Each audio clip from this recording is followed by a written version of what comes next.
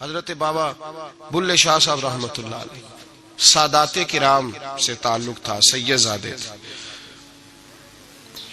سادات کرام کو اللہ یہ عزت دیتا ہے کہ پیدائشی طور پر بھی ان لوگوں کے پاس سند ہوتی ہے کہ ان کی عزت کرنا امت پہ ضروری ہے۔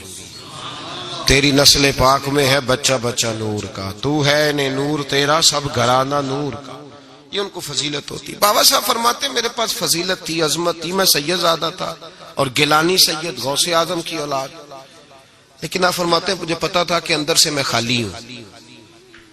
ہمارے زمانے میں کچھ برادریاں ایسی ہیں جن کو ہم لوگوں نے بڑا بنا دیا ہے، وہ بڑے بن گئے ہیں، نیچے اترنے کو تیار نہیں۔ اور میں اکثر کہا کرتا ہوں کہ یہ زیادتی دونوں طرف سے ہوتی ہے۔ اصل مجرم وہ نہیں جو اپنے آپ کو بڑا جانتا ہے، اصل مجرم وہ ہے جو اپنے آپ کو چھوٹا سمجھتا ہے، وہ اصل مجرم۔ تو اس زمانے میں سادات کرام کی بڑی عزت تھی، بڑا نام تھا۔ تو بابا صاحب کہتے ہیں میرے گھر میں پیری مریدی تھی، ابا جی بھی پیر، دادا جی بھی پیر، پردادا جی بھی پیر، سارے پیر تھے، لیکن میں جب اپنے دل پہ نظر ڈالتا تھا تو خالی تھا معاملہ، شے کوئی نہیں تھی پاس۔ ہاتھ چموا لینا، نذرانہ لے لینا بات ٹھیک ہے، لیکن نہ علم نہ معرفت، کوئی شے نہیں۔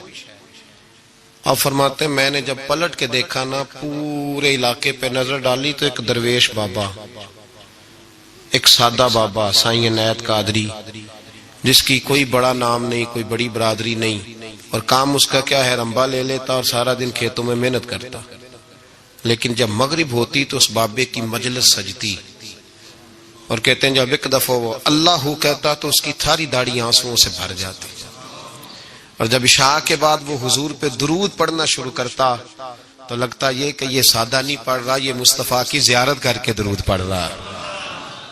فرماتے ہیں میری ساری برادری کو پتا تھا کہ اس کے پاس معرفت ہے، لیکن مسئلہ یہ ہے کہ ہم سید ہیں، وہ رائی ہیں، اب وہاں جائیں بت توڑیں کیسے، ٹوٹتا ہی نہیں، بہت بڑی مصیبت ہے، کیسے ٹوٹے گا؟ لوگ کہیں گے تو مولوی کے پاس جاتا ہے، تو یہ ہو گیا ہے ساری زندگی گناہ کرتے رہو، ظلم کرتے رہو، ہمیں تانے کا ڈر نہیں۔ درویش کے پاس جائیں تو لگتا ہے کوئی تانا دے گا کہ یہ کدھر چلا گیا، کدھر چلا گیا۔ جے کر یار دے نام دا ملے مینا، انہوں چولی پا لئیے پنجے سٹیے نا، تو یہ کر نار دے نام دی ملے سولی، چوٹا چوٹ لئیے پشانٹیے نا۔ بابا صاحب کہتے ہیں میں روز اپنے آپ سے جنگ کرتا کہ جاؤں کہ نہ جاؤں۔ 2 4 5 لوگوں سے میں نے مشورہ کیا تو کہنے لگے تو سیدوں کو بدنام کرے گا، اب تو سادات کو بدنام کرے گا کہ سید ہو کے کسی کے دروازے پہ جاتا ہے۔ بابا صاحب کہتے ایک دن لڑتے لڑتے میں تھک ہی گیا، میں چلا ہی گیا، میں نے کہا نہیں، اندر کا بت توڑوں گا تو بات بنے گی۔ کہتے قصور کا میں رہنے والا تھا اور مجھے سمجھانے کے لیے اچ شریف سے، جہاں کے آپ رہنے والے تھے، جو پچھلا علاقہ تھا، وہاں سے بڑے بزرگ بلائے گئے کہ بلے شاہ کو سمجھاؤ۔ کہتے ہیں وہ بابا جی جب آئے تو میں پہچان گیا برادری کے، قبیلے کے، علاقے کے بڑے۔ میں جب ان کے قریب گیا تو وہ نہیں مجھے جانتے تھے، بزرگ تھے، میں تو جانتا تھا نا، تو مجھے کہنے لگے بیٹے کون ہو؟ تو میں نے کہا حضور میری تو پہچان ہی کوئی نہیں، میری تو کوئی پہچان نہیں، آپ بتائیں آپ کون ہیں؟ تو کہنے لگے اسی اچیرے، ساڈی ذات اچیری، کیونکہ اچ شریف وچ رہنے ہیں۔ تو اب تو بتا، تو بابا صاحب کہنے لگے اسی قصوری تے ذات بھی قصوری، کیونکہ وچ قصور دے رہنے ہیں، وہ جو چھوٹے تو اپنا قصور مانتے ہیں، ہاں جے کوئی سانو اچا مل جائے تے نیویں ہو بینے ہیں، بات ختم ہو گئی۔ بابا صاحب رحمت اللہ علیہ کو بڑا سمجھایا۔ بابا جی کہنے لگے حضور میں کیا کروں؟